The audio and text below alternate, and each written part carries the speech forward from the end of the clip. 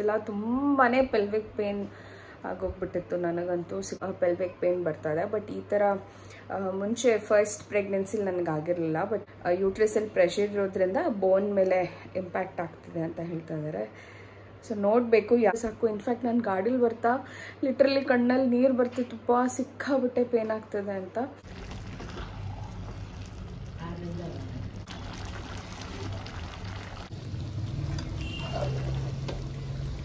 Hi all, ಎಲ್ರಿಗೂ ನಮಸ್ಕಾರ. Welcome back to my channel Vino's glimpse. ನಾನು ನಿಮ್ಮೆಲ್ಲರ ಪ್ರೀತಿಯವನತ್ತ ಇವತ್ತಿನ ಹೊಸ ವಿಡಿಯೋಗೆ ನಿಮ್ಮೆಲ್ಲರಿಗೂ ವೆಲ್ಕಮ್ ಮಾಡ್ತಾ ಇದ್ದೀನಿ. ಸೊ ಇವತ್ತು ಕಾಲೇಜಿಂದ ಬಂದು ಸಿಕ್ಕಾಬಟ್ಟೆ ಟಯರ್ಡ್ ಆಗಿತ್ತು. ಯಾಕೆ ಅಂತ ಗೊತ್ತಿಲ್ಲ, ತುಂಬಾ ಪೆಲ್ವಿಕ್ ಪೇನ್ ಆಗೋಗ್ಬಿಟ್ಟಿತ್ತು ನನಗಂತೂ. ಸಿಕ್ಕಾಬಟ್ಟೆ ಭಯ ಕೂಡ ಆಯಿತು. ಬಟ್ ಆದರೆ ಸ್ವಲ್ಪ ಬಂದು ರೆಸ್ಟ್ ಮಾಡಾದ್ಮೇಲೆ ಸ್ವಲ್ಪ ಕಮ್ಮಿ ಅಂತ ಅನ್ನಿಸ್ತಾ ಇದೆ. ಬಟ್ ಗೊತ್ತಿಲ್ಲ ಯಾಕೆ ಅಂತ.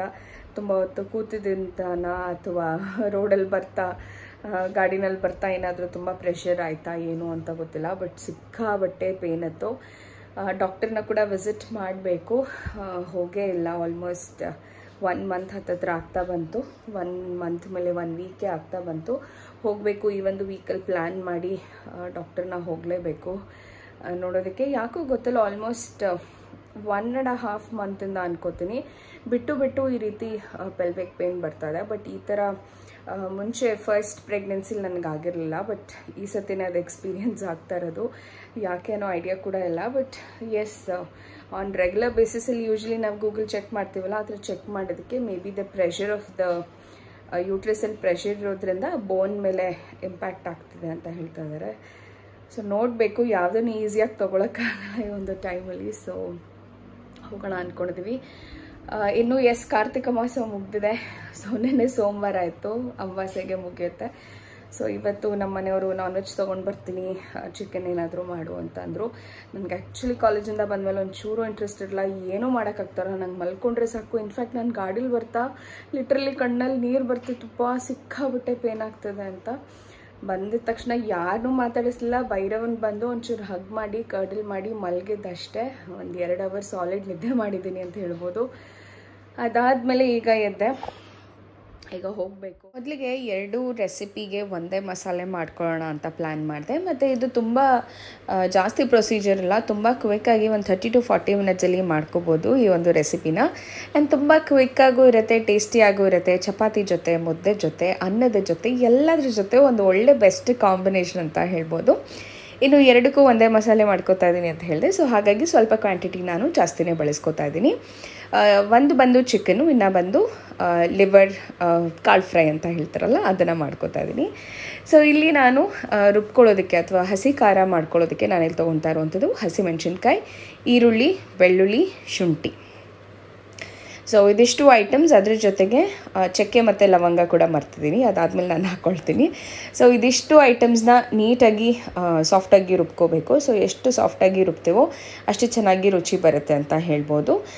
ಇನ್ನು ಇದು ಖಾರಕ್ಕೆ ತಕ್ಕನಾಗಿ ನಿಮಗೆ ಬೇಕು ಅಂತಂದರೆ ಒಣಮೆಣಸಿನ್ಕಾಯಿ ಕೂಡ ಬಳಸ್ಕೋಬೋದು. ನಿಮಗೆ ಹಸಿಮೆಣಸಿನ್ಕಾಯಿ ಗ್ಯಾಸ್ಟ್ರಿಕ್ ಅಂತ ಅನಿಸಿದ್ರೆ. ಬಟ್ ನಮಗೆ ಯೂಶ್ವಲಿ ಟೇಸ್ಟ್ ಹಸಿಮೆಣಸಿನ್ಕಾಯಿದೆ ಇಷ್ಟ ಆಗುತ್ತೆ, ಹಾಗಾಗಿ ನಾನು ಅದನ್ನೇ ಬಳಸ್ತಾ ಇದ್ದೀನಿ.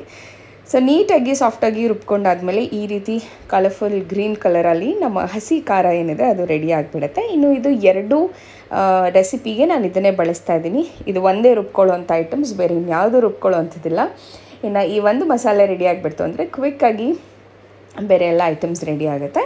ಇನ್ನು ಒಂದು ಕಡಾಯಿಗೆ ನಾನು ಒಂದು ಸ್ವಲ್ಪ ಆಯಿಲ್ ಹಾಕ್ಕೊಂಡು ಈರುಳ್ಳಿ ಒಂಚೂರು ಫ್ರೈ ಮಾಡ್ಕೊತೀನಿ. ಈರುಳ್ಳಿ ಒಂಚೂರು ಹಸಿ ವಾಸನೆ ಹೋದ್ಮೇಲೆ ವಾಶ್ ಮಾಡಿಟ್ಕೊಂಡಿದ್ದಂಥ ಚಿಕನ್, ಆಲ್ಮೋಸ್ಟ್ 1 kg ಅಷ್ಟು ಚಿಕನ್ ಇದೆ, ಅದನ್ನು ನಾನು ಕಂಪ್ಲೀಟಾಗಿ ಇದಕ್ಕೆ ಹಾಕಿ ನೀಟಾಗಿ ಆಯಿಲಲ್ಲಿ ಫ್ರೈ ಮಾಡ್ಕೊಳ್ತೀನಿ. ಇಮಿಡಿಯೇಟಾಗಿ ನಾನು ಉಪ್ಪು ಮತ್ತು ಅರಿಶಿಣದ ಪೌಡರ್ನ ಆ್ಯಡ್ ಮಾಡೋಕ್ಕೆ ಹೋಗಲ್ಲ. ಬೇಗ ಉಪ್ಪು ಆ್ಯಡ್ ಮಾಡಿಬಿಟ್ರೆ ಒಂಥರ ಅದು ನೀಟಾಗಿ ಸುಂಡೋದಕ್ಕೆ ಅಥವಾ ಅದನ್ನು ಬೇಯೋದಕ್ಕೆ ಬಿಡೋದಿಲ್ಲ. ಹಾಗಾಗಿ ನಾನು ಒಂದು ಸ್ವಲ್ಪ ವೈಟಿಶ್ ಆದಮೇಲೆ ಚಿಕನ್ನ ನಾನು ಉಪ್ಪು ಮತ್ತು ಅರಿಶಿಣನ ಬಳಸ್ಕೊತಾ ಇದ್ದೀನಿ.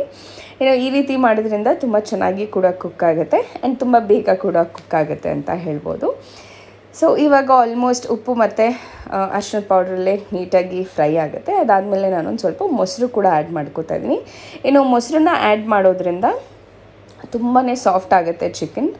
ಕೆಲವೊಂದು ಸತಿ ಚಿಕನ್ನ ನಾವು ತುಂಬ ಓವರ್ ಫ್ರೈ ಮಾಡಿದಾಗ ನಾರಾಗುವಂಥ ಚಾನ್ಸಸ್ ಇರುತ್ತೆ. ಯೂಶ್ವಲಿ ಈ ರೀತಿ ಡ್ರೈ ಐಟಮ್ ಅಥವಾ ಸೆವಿ ಗ್ರೇವಿ ಮಾಡಬೇಕಾದಾಗ ಸ್ವಲ್ಪ ಮೊಸರನ್ನ ಬಳಸ್ಕೊಂಡು ಬೇಯಿಸ್ಕೊಳ್ಳೋದ್ರಿಂದ ಚಿಕನ್ ಸಾಫ್ಟಾಗಿ ಬರುತ್ತೆ, ಯಾವುದೇ ರೀತಿ ನಾರಿನಾಂಶ ಇರೋದಿಲ್ಲ. ಸೊ ನೆಕ್ಸ್ಟ್ ಈ ಕಡೆ ನಾನಿಲ್ಲಿ ಲಿವರ್ ಫ್ರೈಗೆ ರೆಡಿ ಮಾಡ್ತಾಯಿದ್ದೀನಿ. ಅದಕ್ಕೂ ಕೂಡ ಒಂದು 2ರಿಂದ 3 ಸ್ಪೂನಷ್ಟು ಎಣ್ಣೆನ ಬಳಸಿ ಅದಾದಮೇಲೆ ನಾನು ಈರುಳ್ಳಿನ ಹಾಕ್ಕೊಂಡಿದ್ದೀನಿ. ಆ್ಯಂಡ್ ಅದಕ್ಕೆ ಚಿಕ್ಕದಾಗಿ ಚಾಪ್ ಮಾಡ್ಕೊಂಡಿರೋವಂಥ ಲಿವರ್ ಹಾಕ್ಕೊಂಡಿದ್ದೀನಿ, ಗುಂಡ್ಕಾಯಿ, ಅದ್ರ ಜೊತೆಗೆ ಒಂದು ಸ್ವಲ್ಪ ಚಿಕನ್ ಪೀಸಸ್ ಕೂಡ, ಬಿಕಾಸ್ ಲಿವರ್ ಜಾಸ್ತಿ ಸಿಕ್ಕಿಲ್ಲ, ಹಾಗಾಗಿ ಅದ್ರ ಜೊತೆಗೆ ಒಂದು ಸ್ವಲ್ಪ ಚಿಕನ್ ಕೂಡ ತುಂಬಾ ರುಚಿಯಾಗಿರುತ್ತೆ. ಭೈರವ್ಗೆ ಈ ಒಂದು ರೆಸಿಪಿ ತುಂಬ ಇಷ್ಟ ಆಗುತ್ತೆ. ಸೊ ಹಾಗಾಗಿ ನಾನು ಇದನ್ನು ಸಪ್ರೇಟಾಗಿ ಚಿಕ್ಕದಾಗಿ ಅವನಿಗೆ ತಿನ್ನಿಸೋದಕ್ಕೆ ಈಸಿ ಆಗಬೇಕು ಅಂತ ಹೇಳಿ ನಾನು ಈ ರೀತಿ ಚಾಪ್ ಮಾಡ್ಕೊಂಡಿದ್ದೀನಿ. ಇನ್ನು ಕಂಪ್ಲೀಟಾಗಿ ಇದನ್ನು ಎಣ್ಣೆನಲ್ಲೇ ಫ್ರೈ ಆಗಬೇಕು. ಅದಾದಮೇಲೆ ನಾನು ಇದಕ್ಕೊಂದು ಸ್ವಲ್ಪ ಹೆಸರು ಕಾಳು ಕೂಡ ಹಾಕ್ಕೋತಾ ಇದ್ದೀನಿ. ನಿಮಗೆ ಬೇಕು ಅಂದರೆ ಹೆಸರು ಕಾಳಾದರೂ ಬಳಸ್ಕೋಬೋದು, ಇಲ್ಲ ಅಂತಂದರೆ ಹಳಸಂದಿ ಕಾಳು ಕೂಡ ತುಂಬಾ ರುಚಿಯಾಗಿ ಕೊಡುತ್ತೆ. ಯೂಶ್ವಲಿ ತುಂಬ ಜನ ಇದನ್ನು ಹೆಸರು ಕಾಳಲ್ಲೇ ಮಾಡ್ತಾರೆ. ಹೆಸರು ಕಾಳು ಲಿವರ್ ಫ್ರೈ ಅಂತ ಹೇಳ್ಬೋದು, ತುಂಬಾ ರುಚಿಯಾಗಿ ಇರುತ್ತೆ. ನನಗೆ ಇದು ಒಂದು ರೀತಿ ಆಲ್ ಟೈಮ್ ಫೇವ್ರೆಟ್ ಅಂತಲೇ ಹೇಳ್ಬೋದು. ಚಪಾತಿ ಜೊತೆಗೆ ಒಂದು ಒಳ್ಳೆ ಸೈಡ್ ಡಿಶ್ ಅಂತ ಹೇಳಿದ್ರು ತಪ್ಪಾಗಲ್ಲ ಅನಿಸುತ್ತೆ. ಇನ್ನು ಇದಕ್ಕೆ ಒಂದು ಸ್ವಲ್ಪ ಉಪ್ಪು, ಅರಿಶಿನ ಪುಡಿ ಹಾಕಿ ಅದೆಲ್ಲ ಬೇಯೋದಕ್ಕೆ ಆಲ್ಮೋಸ್ಟ್ ಒಂದು ಅರ್ಧದಿಂದ 3/4 ಲೋಟದಷ್ಟು ನೀರನ್ನ ಹಾಕ್ತೀನಿ, ಸೊ ದಟ್ ಕಾಳೆಲ್ಲ ಚೆನ್ನಾಗಿ ಬೇಯಲಿ ಅಂತ ಹೇಳಿ. ಇದನ್ನು ಹಾಕಿ ನೀರನ್ನ ಹಾಕಿಬಿಟ್ಟು ಒಂದು ಲಿಡ್ನ ಕ್ಲೋಸ್ ಮಾಡಿ ಒಂದು 2ರಿಂದ 3 ವಿಷಿಲು ಮೀಡಿಯಮ್ ಫ್ಲೇಮಲ್ಲಿ ಇಟ್ಟು ಕೂಗ್ಸೋದ್ರಿಂದ ತುಂಬ ಚೆನ್ನಾಗಿ ಚಿಕನ್ ಆಗಲಿ, ಲಿವರ್ ಆಗಲಿ, ಗುಂಡ್ಕಾಯಿ, ಕಾಳುಗಳು ಎಲ್ಲನೂ ಚೆನ್ನಾಗಿ ಬೆಂದಿರುತ್ತೆ. ಇನ್ನು ಉಪ್ಪು ಹಾಕಿರೋದ್ರಿಂದ ಎಲ್ಲದಕ್ಕೂ ಉಪ್ಪು ಕೂಡ ಚೆನ್ನಾಗಿ ಹಿಡಿದಿರುತ್ತೆ ಅಂತ ಹೇಳ್ಬೋದು. ಇನ್ನು ಆ ಕಡೆ ಅದು ರೆಡಿ ಮಾಡೋ ಅಷ್ಟೊತ್ತಿಗೆ ಈ ಕಡೆ ನೋಡ್ಬೋದು ಚಿಕನ್ ಎಲ್ಲ ಕಂಪ್ಲೀಟಾಗಿ ಸಾಫ್ಟ್ ಆಗಿದೆ ಮತ್ತು ಅದ್ರದ್ದು ಕಲರ್ ಕೂಡ ಚೇಂಜ್ ಆಗಿದೆ. ಈ ಒಂದು ಟೈಮಲ್ಲಿ ನಾವು ಹಸಿ ಮಸಾಲೆ ಏನು ರುಬ್ಕೊಂಡಿದ್ವಿ ಅದನ್ನು ನೀಟಾಗಿ ಇದಕ್ಕೆ ಹಾಕಿ ಮಿಕ್ಸ್ ಮಾಡಿಬಿಟ್ರೆ ಒಂದು ಒಳ್ಳೆ ಅರೋಮಾ ಬರೋಕ್ಕೆ ಶುರುವಾಗುತ್ತೆ. ಸಿನ್ಸ್ ಇದು ಹಸಿ ಮಸಾಲೆ ಇರೋದ್ರಿಂದ ಇದು ಕೂಡ ಒಂದು ಸ್ವಲ್ಪ ಬೇಯೋದಕ್ಕೆ ಟೈಮ್ ತೊಗೊಳುತ್ತೆ. ಹಾಗಾಗಿ ಇದ್ರ ಜೊತೆ ಮಸಾಲೆ ಹಾಕಾದ್ಮೇಲೆ ಕೆಲವೊಂದು ಸತಿ ತಳ ಹಿಡಿಯೋ ಚಾನ್ಸಸ್ ಕೂಡ ಇರುತ್ತೆ. ಹಾಗಾಗಿ ನೋಡಿಕೊಂಡು ಕನ್ಸಿಸ್ಟೆನ್ಸಿ ತಕ್ಕನಾಗಿ ಒಂದು ಅರ್ಧ ಗ್ಲಾಸಷ್ಟು ನೀರನ್ನ ಬಳಸ್ಕೊತೀನಿ.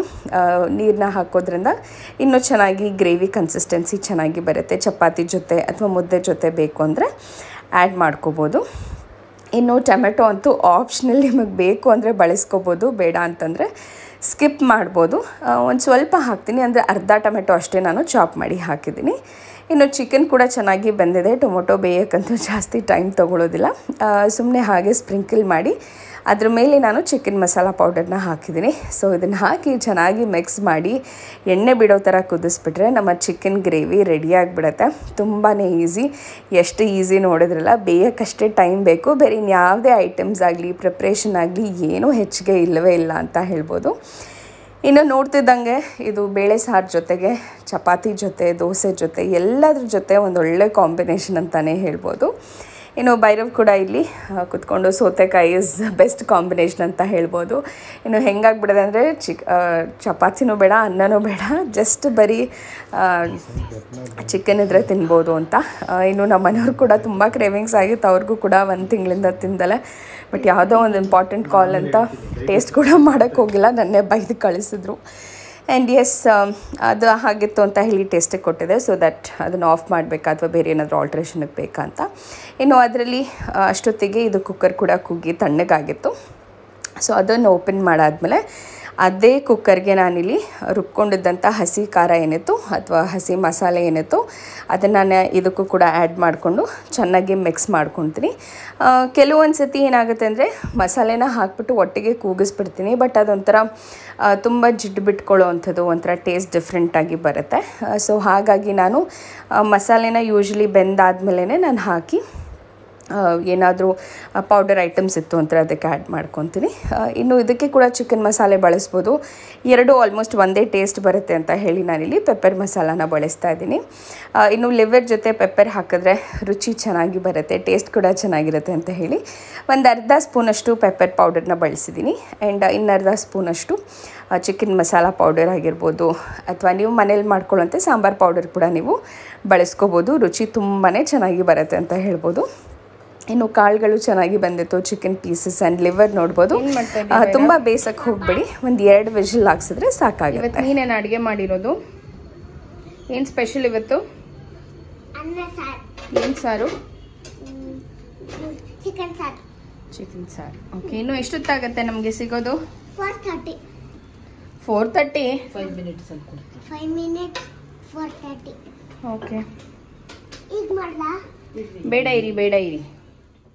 ಇನ್ನು ಫೈನಲ್ ಆಗಿ ಅದಕ್ಕೆ ಕಾಯಿ ತುರಿನ ಹಾಕಿ ಮಿಕ್ಸ್ ಮಾಡಿದ್ರೆ ಪೆಪ್ಪರ್ ಲಿವರ್ ಫ್ರೈ ಕೂಡ ರೆಡಿ ಆಗಿರುತ್ತೆ, ಚಿಕನ್ ಕೂಡ ರೆಡಿ ಆಗಿರುತ್ತೆ. ಆ್ಯಂಡ್ ಬ್ಯಾಟಿಂಗ್ ಮಾಡಲಿಕ್ಕೆ ಕೂಡ ನಾನು ರೆಡಿ ಆಗಿದ್ದೀನಿ. ನೋಡಿದ್ರಲ್ಲ, ಎರಡೂ ರೆಸಿಪಿ ಎಷ್ಟು ಬೇಗ ಮಾಡಿದೆ. ಆಲ್ಮೋಸ್ಟ್ ಒಂದು 30 to 40 ಮಿನಿಟ್ಸಲ್ಲಿ ಎರಡೂ ರೆಸಿಪಿ ಕ್ವಿಕ್ಕಾಗಿ ರೆಡಿ ಆಗೋಯ್ತು. ಜಾಸ್ತಿ ಪ್ರೊಸೀಜರ್ ಇಲ್ಲ, ಏನೂ ಇಲ್ಲ, ಬಟ್ ಟೇಸ್ಟ್ ಕೂಡ ಅಷ್ಟೇ ಸೂಪರ್ಬ್ ಆಗಿ ಇರುತ್ತೆ. ಚಪಾತಿ ಜೊತೆ ಅಂತೂ ಇನ್ನೂ ಟೇಸ್ಟಿಯಾಗಿ ಇರುತ್ತೆ ಅಂತಲೇ ಹೇಳ್ಬೋದು. ಇನ್ನು ಭೈರವ್ ಮತ್ತು ಅಮ್ಮ ಸೇರ್ಕೊಂಡು ಚಪಾತಿ ಮಾಡ್ತಾ ಇದ್ದಾರೆ. ಅಷ್ಟೊತ್ತಿಗೆ ನಾನು ನಿಜವಾಗ್ಲೂ ಸಿಕ್ಕಾಬಟ್ಟೆ ಕ್ರೇವಿಂಗ್ಸ್ ಆಗಿಬಿಟ್ಟಿತ್ತು. ಆಲ್ಮೋಸ್ಟ್ 1 ತಿಂಗಳಿಂದ ನಾನ್ ವೆಜ್ ತಿಂದಿರಲಿಲ್ಲ. ಬಟ್ ಈ ಕ್ಲೈಮೇಟು ಹಾಗೆ ಇದೆ, ಬೆಂಗಳೂರು ಕ್ಲೈಮೇಟಪ್ಪ. ಬೆಳಗ್ಗೆಯಿಂದ ಒಂದೇ ಸಮ ಮಳೆ ಚಳಿಗೆ I think this the best dinner ಅಂತ ಅನ್ಕೋಬೋದು. ತುಂಬ ದಿವಸಗಳಾದಮೇಲೆ ಈ ರೀತಿ ಪರ್ಫೆಕ್ಟ್ ಡಿನ್ನರ್ ಮಾಡ್ತಿರೋವಂಥದ್ದು. ಸೊ ಎಸ್, ಇದಾಗಿತ್ತು ಇವತ್ತಿನ vlog.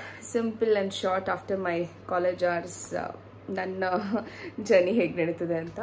Not too interesting, but still the phase ನಾನೇನು ಹೋಗ್ತಾ ಇದ್ದೀನಿ ಅದನ್ನು ನಾನು ನಿಮ್ಮ ಜೊತೆ ಶೇರ್ ಮಾಡ್ತಾ ಇದ್ದೀನಿ. ಐ ಹೋಪ್ ಈ ಒಂದು ಬ್ಲಾಗ್ ನಮ್ಮೆಲ್ಲರಿಗೂ ಇಷ್ಟ ಆಗಿದೆ ಅಂತ ಅನ್ಕೋತೀನಿ. ಇಷ್ಟ ಆದರೆ ಡೆಫಿನೆಟ್ಲಿ ಲೈಕ್ ಮಾಡಿ, ಶೇರ್ ಮಾಡಿ, ಹಾಗೂ ನನ್ನ ಚಾನಲ್ಗೆ ಸಬ್ಸ್ಕ್ರೈಬ್ ಆಗಿ ಸಪೋರ್ಟ್ ಮಾಡಿ ಅಂತ ಹೇಳ್ತಾ ಮತ್ತೆ ಸಿಗ್ತೀನಿ ಮುಂದಿನ ವೀಡಿಯೋದಲ್ಲಿ. ಅಲ್ಲಿವರೆಗೂ ನಮಸ್ಕಾರ. Take care. Love you all and bye.